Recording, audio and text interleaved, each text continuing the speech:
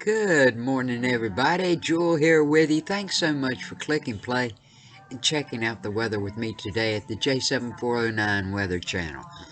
We're going to take a look at what's coming up, okay? Say from maybe the 30th of this month through the 3rd of this month, towards the latter part of the week, excuse me, and the beginning of the new year, the 30th December through January 3rd. Now, it looks like what's going to be happening at this time, multiple rounds of precipitation are likely, with the lower elevation of heavy snow and flooding and high elevation snow for the western parts of the state of the United lower 48. Now, we got some heavy rain and flooding possible across the Gulf Coast states. That's late this week. Maybe some severe weather coming up Thursday. This coming Thursday, we'll check it all out. Now, it looks like the Gulf Coast states late in the week, and then it's going to reemerge over the lower Mississippi Valley. So we're going to check all this stuff out, and I do have things on the community page. Don't forget to click show more, scroll down, see if your area is in there for today. We do have some winter storm warnings. We do have some high wind warnings. We have all kind of things over there, so be sure and check it out, okay? Just click show more and scroll down, and you will see a link where you can go right over to the community page. So stick around, folks. We're going right into the weather. Like I say, we may have some severe thunderstorms coming up by Thursday for these areas I've spoke of, so we do have all this winter weather, but it is going to warm up. I'm just telling you, folks. Keep the faith, it's going to warm up.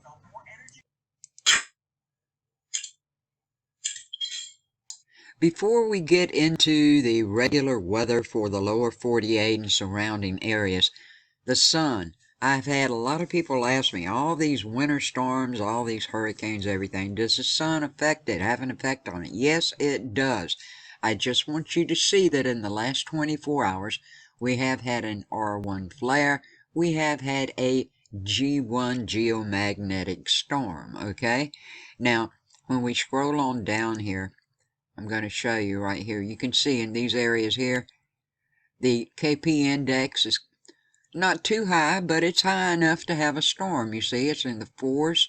It's going to remain that way for a little while, and maybe this afternoon, and then by later afternoon, it's going to pop back up, so we'll probably have another one. Should seem to slack off a little bit by tomorrow and by the next day for Thursday over here. Now, as you can see right here, see, it has been up to 5. I watch this every day. I don't post it every day, but I watch it every day. But it's looking like all of these geomagnetic storms are likely due to the lingering effects from the December 24th, Christmas Eve CME, and the positive polarity of the coronal high mass speed, okay? So that's what's going on there. But for the rest of the time while we're over here, we'll check it out right quick. So far as solar radiation today through the 29th, it's at 5%. It's not that big of a deal, but it is there. We do have a chance of flares, though. Yes, indeed, we do. Today through the 29th, R1s and R2s, and we've already had an R1 today, are up to 40% chance of happening, and an R3 or greater, there's a chance of that happening at 10%. Now, they're going to persist throughout this time due to the potential exhibition regions of 3169 and 3176. Here we have the NAM map, courtesy of Tropical Tidbits. Before I turn it on, this is going to run through the 12th of January, okay? I'm going to be talking about right now in this particular video what's coming up for the latter part of the week and New Year's and the first of the New Year week, okay? So when I turn it on, thank you, Levi, for letting us use this. You're going to see as time marches on, we're going to have some ice up in these areas, maybe the second week of January coming up. But what's going to happen the 30th through the 3rd of January. This is what it's looking like, folks. Looking like by Friday, we've got an upper trough across the U.S. central areas, okay? And this should lift over this coming weekend. Now, ahead of this trough, we got frontal systems at the surface. Gulf moisture will stream into the eastern third of the U.S. through this time period coming up with heavy rainfall and possible flooding. That's what's going to be the focus across the Gulf Coast states. Notably warmer temperatures. I'm telling you it's going to warm up. Hang in there. It is. Now, and with these warm temperatures, you know what that's going to ensure? Most of the precipitation that falls should be rain, even in much of the northern tier. But meanwhile, we got a different story going on out west with considerable moisture influx from a long fetch of Pacific moisture. Now, that will lead to additional precipitation late this week with flooding concerns in the lower elevations of California, in particular, heavy snow across much of the higher elevations. Then by the start of 2023, early next week, we got a surface low pressure system, and that could consolidate around the areas of the central high plains. Now, when it does, we've got another upper level trough that's going to be with it. And that's going to lift northeast across the central U.S. to Midwest for increasing chances of snow and wintry weather on the back side of it. Then another round of some possibly heavy rain should be centered over the lower Mississippi Valley region around Monday of the 1st of next week. But we got some severe weather that may come up Thursday. So let's go check it out. This is this coming Thursday, December 29th, 2022. God rest my mother's soul. This is the day she passed away. But you see, right here on Thursday, this coming Thursday, we do have isolated severe thunderstorms that looks like they're going to happen Thursday right into Thursday night from East Texas to western Louisiana and western Arkansas.